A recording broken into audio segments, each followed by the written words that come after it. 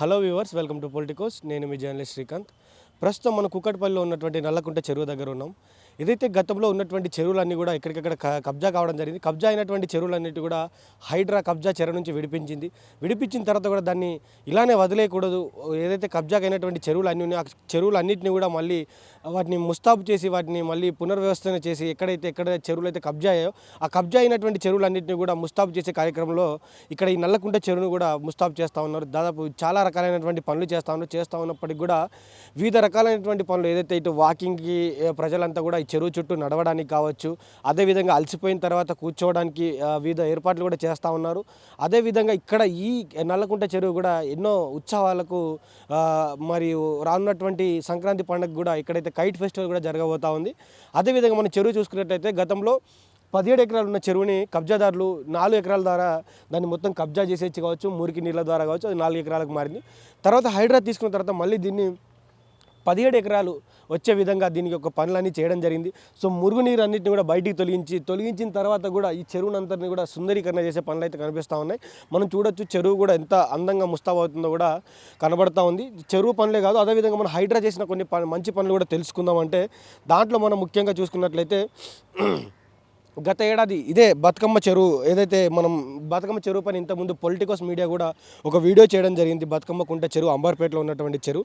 ఆ చెరువులో బతుకమ్మ ఉత్సవాలు కావచ్చు, బతుకమ్మ సంబంధించినటువంటి పండుగలు దాదాపు 9 రోజులు నవరాత్రులు అక్కడ జరిగాయి. అక్కడ బతుకమ్మను ఆడారు. బతుకమ్మను ఆడిన తర్వాత కూడా అక్కడ రేవంత్ రెడ్డి గారు స్వయంగా వచ్చి ఆ బతుకమ్మ చెరువును ఓపెన్ చేసి ప్రజలందరికీ కూడా హైడ్రా పని కావచ్చు, హైడ్రా చేస్తున్నటువంటి పనితీరును కావచ్చు ఎప్పటికప్పుడు చూపిస్తూ ఉంది.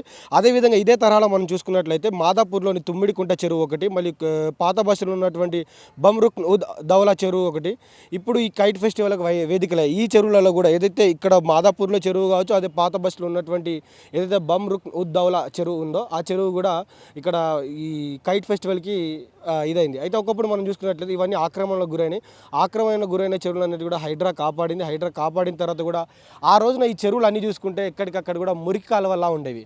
మురికి కాలువలు, మురికి నీరు, దోమలు ఇవన్నీ ఉండేవి. దాదాపు నగరం ఉన్నటువంటి 60% ఈ చెరువులు అన్నిటి కూడా కబ్జా చెరువుల్లో ఉండేవి.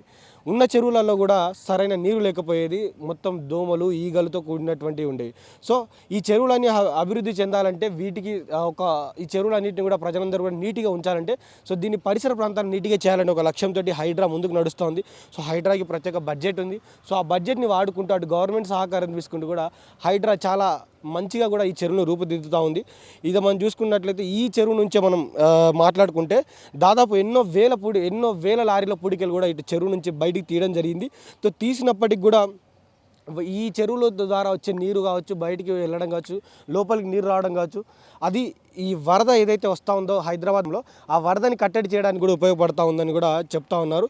అయితే ఇక్కడ మనం ఇంకా కొన్ని విషయాలు మాట్లాడుకుంటే ఇవి ఇంతకుముందు ఒక చెరువు అంటే మనం నార్మల్గా వచ్చి వెళ్ళేవాళ్ళం. కానీ ఇప్పుడు ఈ చెరువును ఏ విధంగా చేస్తూ ఉన్నారంటే ఎవరైనా సామాన్యుడు ఉదయం పూట లేచి ఈ చెరువుల మధ్యన నడుచుకుంటూ అటు ఇటు వెళ్ళి వాకింగ్ చేసుకుంటూ ఇక్కడ వాకింగ్ చేసిన తర్వాత వ్యాయామం చేసుకోవడానికి వ్యాయామశాలలు కావచ్చు, అదేవిధంగా అలసిపోయిన తర్వాత కూర్చోవడానికి ఒక మంచి ఏరియాలాగా కూడా దీన్ని తీర్చిదిద్దుతూ ఉన్నారు. సో అసలు ఇక్కడ ఈరోజు నల్లకుంట ఏదైతే ఈ నల్ల చెరువు ఉందో దీని గురించి ఎందుకు మాట్లాడుకుంటున్నామంటే ఈ నెల 11వ తారీఖున ఇక్కడ కైట్ ఫెస్టివల్ జరగబోతూ ఉంది. 3 రోజుల పాటు ఈ కైట్ ఫెస్టివల్కి వేదికలై అంటే దాదాపు ఈ అక్రమంలో ఉన్నటువంటి చెరువులు ఇప్పుడు కైట్ ఫెస్టివల్కి వేదికలు కానున్నది కూడా చాలామంది దాన్ని సంతోషంగా చెప్తా ఉన్నారు, చాలా సంతోషంగా కూడా భావిస్తూ ఉన్నారు.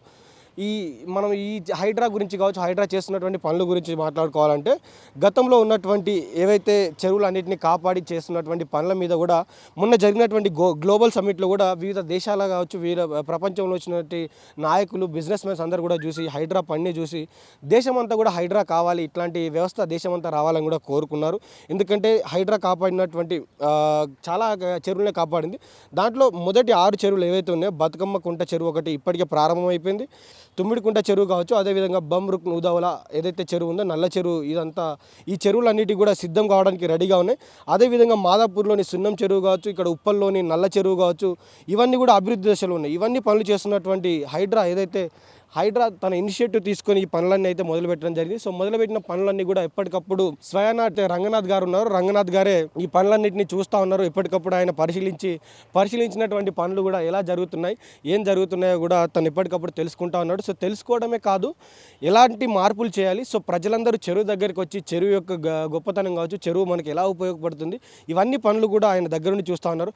ఒక చెరువు అంటే చెరువులానే కాదు, చెరువులో ఇక్కడ చెరువు చుట్టూ ప్రజలు కూడా వచ్చి వాళ్ళు సంతోషంగా ఉండి దీన్ని ఒక పర్యాటక ప్రాంతంలా భావించాలి. చెరువులో చెత్త వేయద్దు, చెరువును ఏ విధంగా కాపాడుకోవాలి, చెరువు యొక్క గొప్పతనం ఏంటిదో కూడా ఎప్పటికప్పుడు వాళ్ళు చూపిస్తూ ఉన్నారు. సో చెరువుని కాపాడడంలో కావచ్చు, చెరువులకు సంబంధించినటువంటి విషయం ఏదైనా వచ్చినప్పుడు కూడా హైడ్రా ముందుంటుంది. సో హైడ్రా చేస్తున్నటువంటి పనులందరూ కూడా ఇక్కడ లోకల్లో ఉన్నటువంటి వారు కావచ్చు, దీనికోసం గతంలో పోరాడిన వారు కావచ్చు, హైడ్రాకి ఎప్పుడప్పుడు కూడా ధన్యవాదాలు చెప్తా ఉన్నారు. హైడ్రా చేస్తున్నటువంటి పనులను కూడా రాష్ట్ర ప్రభుత్వం కావచ్చు, రాష్ట్ర ప్రజలు కావచ్చు, కొంతమందికి కొంత మేరకు నష్టం జరిగిన ఇట్లాంటి చెరువు విషయాల్లో మాత్రం చాలామంది మెచ్చుకుంటా ఉన్నారు. ఇట్లాంటి ఇనిషియేటివ్ తీసుకోవడం కూడా చాలామందికి ఇష్టం అవుతా ఉంది, నచ్చుతూ ఉంది. ప్రజలందరూ కూడా చాలా గొప్పగా ఈ హైడ్రాని పొగుడుతూ ఉన్నారు. సో ఇలాంటి చెరువులు ఇంకా కబ్జాదారుల చేతుల్లో ఇట్లాంటి వారి నుంచి కూడా లాక్కొని ప్రజలకు ఈ చెరువు కావచ్చు, చెరువు నుంచి వచ్చే నీళ్లు కావచ్చు, ఈ వర్షాలు పడ్డప్పుడు వరదంతా ఇళ్లలో రాకుండా ఈ చెరువులలో పోయే విధంగా హైడ్రా చేసినటువంటి పనితీరును అందరూ కూడా మెచ్చుకుంటా ఉన్నారు. ప్రజలు, రాజకీయ నాయకులు అందరూ కూడా మెచ్చుకుంటా ఉన్న తరుణంలో పొలిటికోస్ మీడియా ద్వారా కూడా మేము హైడ్రాకి ధన్యవాదాలు చెప్తా ఉన్నాం. ఎందుకంటే ఇన్ని చెరువుల్ని మీరు మీ హైడ్రా సిబ్బంది అంతా కలిసి కూడా ఇన్ని చెరువుల్ని పునరుద్ధరించారు. సో రానున్నటువంటి రోజులు కూడా చాలా చెరువులు కాపాడతారని కూడా మేము ఆశిస్తూ ఉన్నాం. సో మీకు, మీ హైడ్రా టీంకి పొలిటికోస్ మీడియా ద్వారా ధన్యవాదాలు చెప్తా ఉన్నాం. సో ఇది ఇప్పటివరకు update. Stay tune to Politicos media. This is Srikanth with video journalist Lokesh Goud from Kukatpally, Hyderabad.